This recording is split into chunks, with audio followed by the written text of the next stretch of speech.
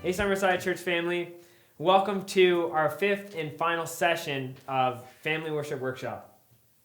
We've been talking about why and how to practice formal family worship daily with reading, praying, and singing as a family. Today I want to look at informal family worship, what to do with extra time during formal family worship. Let's start by looking at what Jesus had to say when he was asked about where worship should take place. Jesus is in a dialogue with the Samaritan woman at the well, and when she realizes he's some sort of teacher or prophet, and she takes this opportunity to ask the most pressing question for her people at the time. The woman said to him, "Sir, I perceive that you are a prophet. Our fathers worshipped on this mountain, but you say that in Jerusalem is the place where people ought to worship."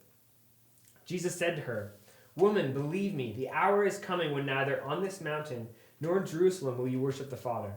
But the hour is coming and is now here when the true worshipers will worship the Father in spirit and truth. For the Father is seeking such people to worship him. God is spirit, and those who worship him must worship in spirit and truth." Many of us long to return to church on Sunday at the church building. And you may have a hard time worshiping at home. Jesus' point is clear, though, that worship does not depend on location, but on the Spirit of God and the truth of God. The Presbyterians and Baptists were united in how this passage relates to family worship in their late 17th century confessions of faith, both saying this: God is to be worshipped everywhere in spirit and truth, as in private families daily, and in secret each one by himself. 200 years ago, it seems that daily worship was expected, and now in our techno-modernized world, we seem to think that tuning into God once a week or once a month is good enough. Let's not miss what Jesus said, that the Father is seeking worshipers and desires those to worship him in spirit and truth. Consider it a privilege to worship God every day with your family and on your own. It is so important to develop a culture of worship in your household. Formal family worship definitely does that. A specific time set aside to read the Bible, pray together, and sing. But this is only part of the day, and there are other things that we can do to build that worship culture in our homes. And I like to call these things informal family worship. Informal family worship is any practice, activity, or aid that points your family to God. Let's look at some things that you can do for formal family worship. One thing is playing worship music around the house. Now, I know what you're thinking. You maybe don't like Christian music, or you really like non-Christian music. I don't think you have to exclusively listen to worship music, but be intentional about it. This is going to contribute to your family worship time. So whatever songs that you plan on singing for your family worship time, make a playlist and play those at some time during the day. I think this is going to help contribute to your family worship experience. This will make it easier for everyone to sing along, which is, I think, a huge goal for you to have for family worship. Another thing for informal family worship is prayer. Be intentional about when you pray with your family outside that family worship time. Again, it's more natural to break into prayer during family worship and vice versa when you pray regularly throughout the day. Natural times are before dinner and before bed. Another idea is praying for your kids or for your spouse before you leave for work, before they go to school. This kind of sets their day up really well, and you can send them with a reminder that God is with them today. Another informal family worship practice is to make church a priority. There are a lot of things vying for our attention on weekends. Sports, cottages, and nice weather all compete with Sunday morning service. Your choices on when you decide to go to church or not have an impact on how your family views church.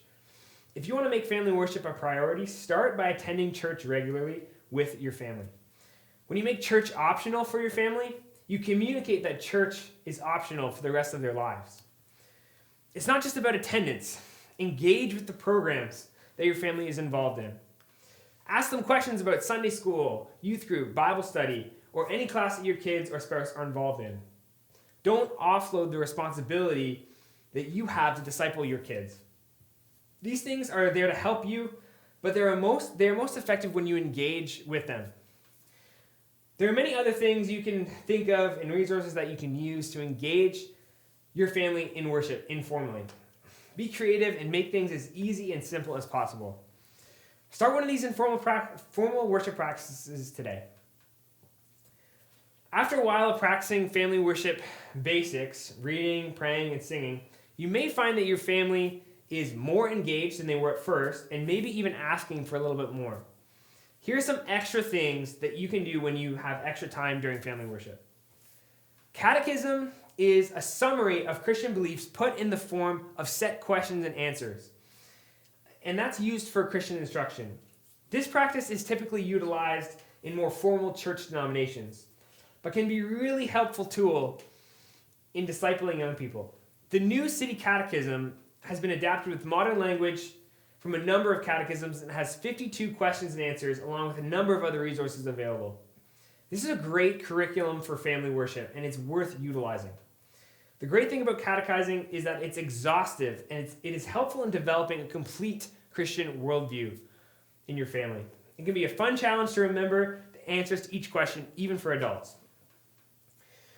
Scripture memory is another great use of extra time during family worship. One of the best ways to get scripture written on your heart is to remember it in your head. Verses that kids memorize can stick with them for the rest of their life. I remember my mother made us memorize Ephesians 4:29. Do not let any unwholesome talk come out of your mouth, but only what is helpful for building others up according to their needs, that it may benefit those who listen. This passage has stuck with me whether I like it or not. And that's just an important way for you to instill these things in your kids.